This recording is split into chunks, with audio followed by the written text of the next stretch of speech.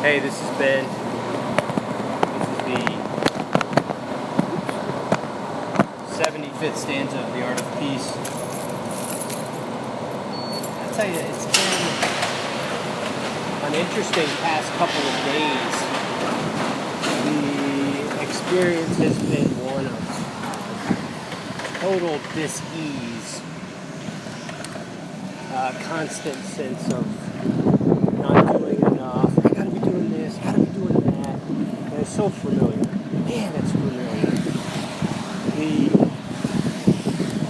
The feeling, I came to my mind with it yesterday. The thoughts, the ideas about it are just so familiar. I've been through this experience 100 times. And in the past, anytime this experience would present, the inclination was, things are so fucked, nothing matters.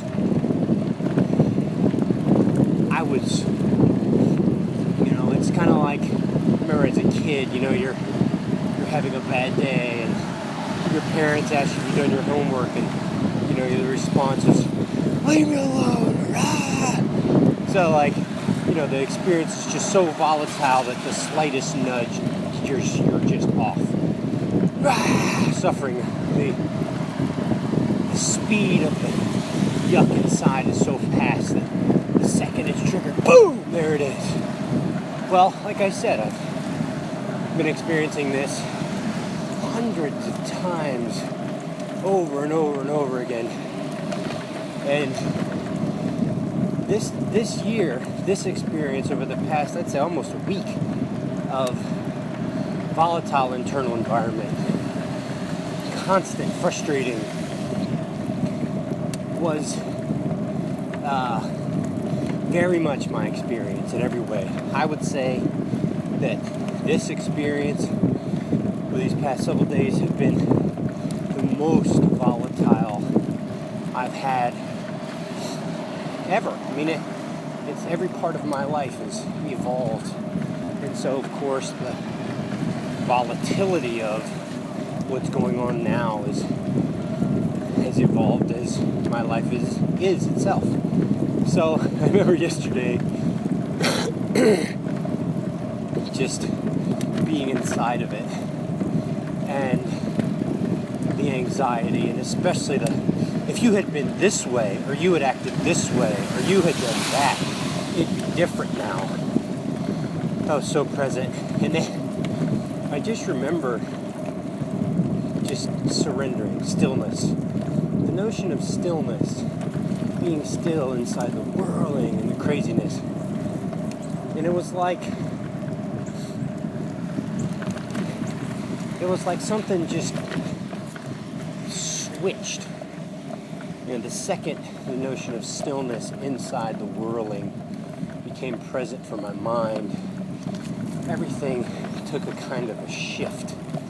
There was a shift out of the experience of the swirling and the what ifs and the maybes and into just the experience of stillness itself.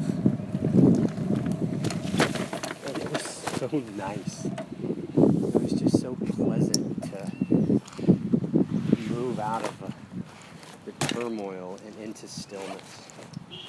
I felt so grateful. Oh man. But I tell you, that's it. I mean, that's the practice over and over and over again, interacting with similar environments over and over and over again. And so the theme of these past, must be 7 stanzas or so, has been looking at challenge and frustration and difficulty, and not seeing challenge, difficulty, and frustration as difficult, but simply seeing it as training. And from the perspective of training, each challenge is the training and becomes more and more open to you as a value.